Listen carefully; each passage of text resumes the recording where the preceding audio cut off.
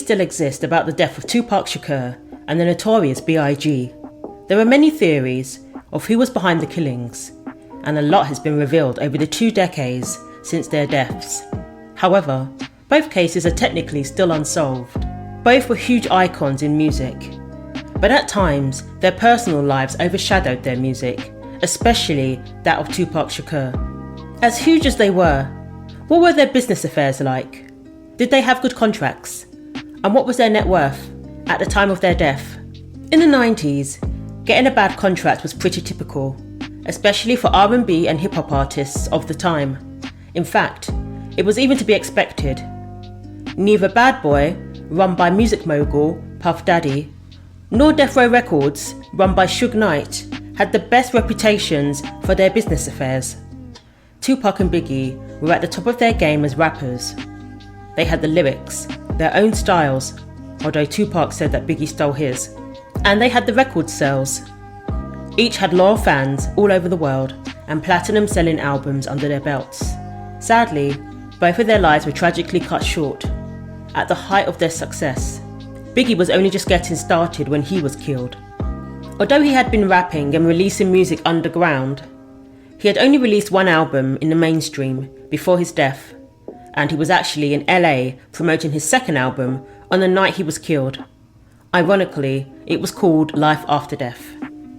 Tupac, on the other hand, had been around longer. From his teens, he too was heavy on the freestyle scene and rapped all over. From his hometown in New York City to Baltimore, where he went to high school, and then eventually his career took off in the Oakland area of California. He was in his early 20s at this time. He got his big break with Digital Underground and eventually released his own music, and his debut album, Tupacalypse Now, was released in 1991. 3 years before Biggie went mainstream, Tupac mentored him along the way and gave him some guidance about his music. At one point, Biggie even wanted Tupac to manage him, but Pac encouraged him to stay with Puffy because he was already an experienced record executive. In an interview on the Murder Master music show, author Ben Westhoff said, "Tupac kind of took Biggie under his wing and tried to teach him everything he knew, kind of took him to school. Biggie's career wasn't taking off as fast as he had hoped it would, and so he actually asked Tupac if he would be his manager. Tupac advised Biggie to rap for women, not for men. He always believed if a rapper built a following of female fans, the rest would follow. Biggie took this advice, and apparently it worked." Here's more about their careers, their untimely deaths, and who had a high net worth. On September the 7th, 1996, Tupac was enjoying a night out in Vegas. He was at the MGM Grand with the then head of Death Row Records, Marion Suge Knight. They were there to see the championship fight between their friend Mike Tyson and Bruce Seldon. Tyson knocked Bruce Seldon out in the first round. If the fight had gone on longer, who knows what the outcome would have been that night. Before exiting the casino, Pac and Suge got into an altercation with some members of the Southside Crips. A member of Suge's entourage pointed Orlando Anderson out to Tupac. Prior to that evening, one of them had been jumped by some Southsiders and a Death Row chain had been stolen. Tupac was reported to have approached Orlando Anderson and asked, quote, "You from the South?" End quote. Then a fight ensued and Orlando was beaten. Till this day, it is not certain why Tupac reacted the way he did, and it's unlikely that the person who pointed out Orlando expected him to react this way. Sadly, it had deadly consequences. Orlando and the Southsiders would later go on to retaliate, and it would not be the only time their paths would cross that evening. While Tupac and Suge were heading towards a nightclub and had stopped at a red light, a white Cadillac pulled up next to them, and 14 shots were fired. The vehicle sped off into the night, never to be seen again. Tupac was hit in the chest, arm and leg. He got shot 6 times. He was transported to the University Medical Center. 6 days later, after being operated on, he passed away. He was 25 years old. The doctor came out and said that Tupac had stopped breathing 3 times, and they had revived him 3 times. and that every time they revived him, he just went back, and I asked them to leave him alone and to let him go. Orlando Anderson was never charged, but his cousin, Keefe D, revealed details of that night and confirmed their involvement in exchange for complete impunity from prosecution. 6 months after Tupac's death, Biggie was gunned down in his car. He and Puffy travelled to LA to promote his new album. One of the songs on the album was a tribute to California and the West Coast. I'm going back to Cali.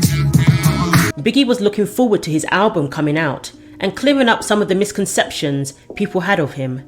He wanted people to know he had no beef with the West Coast and certainly nothing to do with Tupac's death. But going to LA only 6 months after Park's death was a fatal mistake.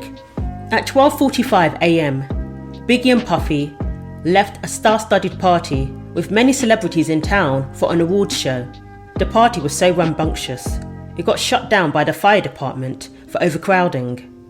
During the party, the DJ played some of Tupac's songs as a tribute to him.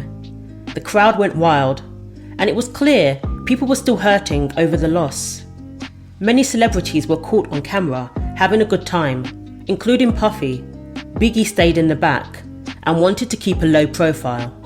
He didn't want to appear on camera. Perhaps he realised it was a mistake to come to LA so soon after Tupac's death. Maybe he didn't want to appear like he was rubbing it in people's faces and being disrespectful to Tupac's memory, especially on his home turf. Biggie and Puffy left the party at 12:45 a.m. Biggie's vehicle stopped at a red light on the corner of Wiltshire Boulevard and South Fairfax Avenue, 50 yards from the museum. A dark-coloured Chevrolet Impala pulled up alongside Biggie's SUV and opened fire. He was shot 4 times and rushed to the Cedars-Sinai Medical Center. He was pronounced dead at 1:15 a.m. He was only 24 years old. An autopsy revealed that it was the 4th shot that proved fatal, severing several vital organs upon entry. In an interview with MTV, rapper Nas said that he thought the death of Tupac and Biggie was the end of rap, saying, quote, "Those 2 things hit me real hard because I knew both of them. I knew Biggie more. But what they meant to the art form can never be redone, can never be replaced.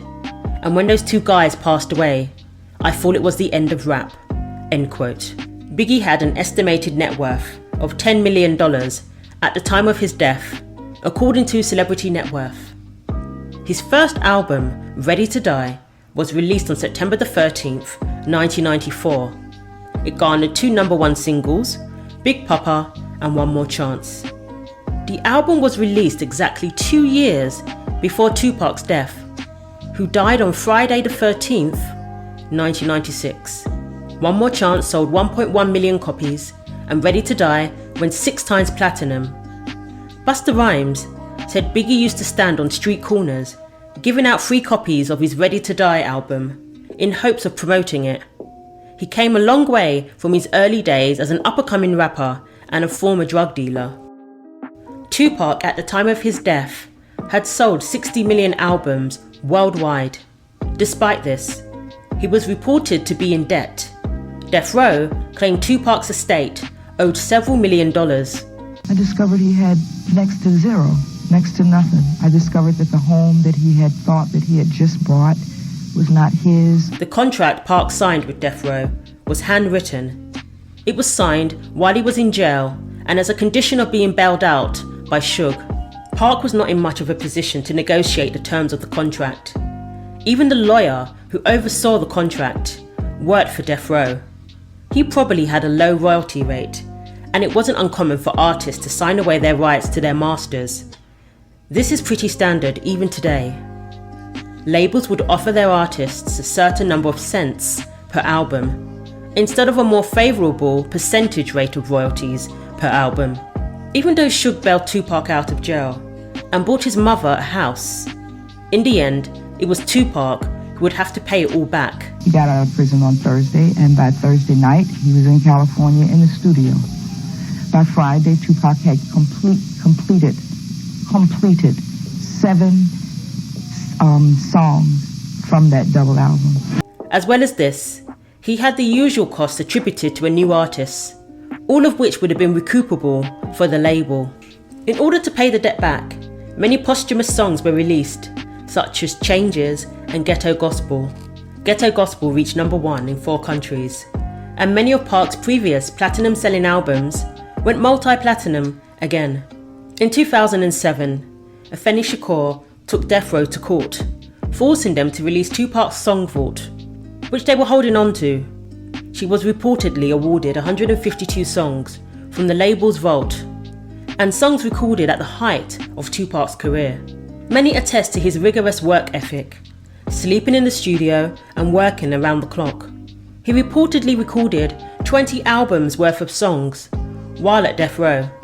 It was his goal to leave a legacy, and he knew his time was short. Tupac made the list of the top earning dead celebrities due to his posthumous earnings. His estate is estimated to be worth $40 million. Biggie's estate also blew up after his death. Life After Death was released 16 days after he was killed. It went on to become one of the best-selling hip-hop albums of all time. His estate is estimated to be worth a whopping $160 million. Faith and Biggie were separated at the time of his death, but not legally divorced. She and Biggie's mother, Valletta, have remained close since his death. He is survived by 2 children, Tiana and Christopher Jr. Valletta took the LAPD to court, blaming them for her son's death. Keefe D believes it was the crooked cops who were associated with Death Row Records who were behind Biggie's killing. The case was dismissed, but she hasn't given up hope of it being solved one day. Faith has worked closely with Valletta to fight for justice. In 2017, while promoting the posthumous album, The King and I, Faith said, "We believe that the LAPD knows who murdered him, but it's still a matter of them actually saying that and bringing someone to justice. I pray for that to happen, but I'm almost accepting the fact that they may not because it's just so shady and has been able to go under the rug for so long. Maybe it's just a matter of one thing that will actually happen, and no matter how long it takes, it will actually make them do that. But the dominoes have been falling over the years. They're just slowly falling down." Were you surprised by Tupac and Biggie's net worths? Biggie wasn't doing too badly money-wise. There have been many stories of broke bad boy artists over the years. But Biggie earned well in his short career, and Tupac did what he had to do to make bail and get out of jail. I would love to hear your thoughts. Hi, I'm Afeni Shakur. And I'm Valletta Wallace.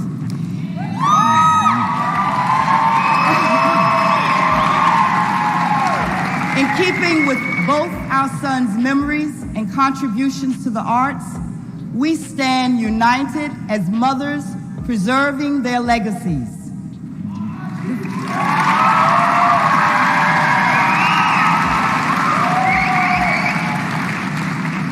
The fact that we are even standing here show what the power of faith, friends, family, loved ones, and fans can do to bring us all closer. Thanks for watching. Share your thoughts below, like and subscribe for weekly videos, and don't forget to click the bell for more.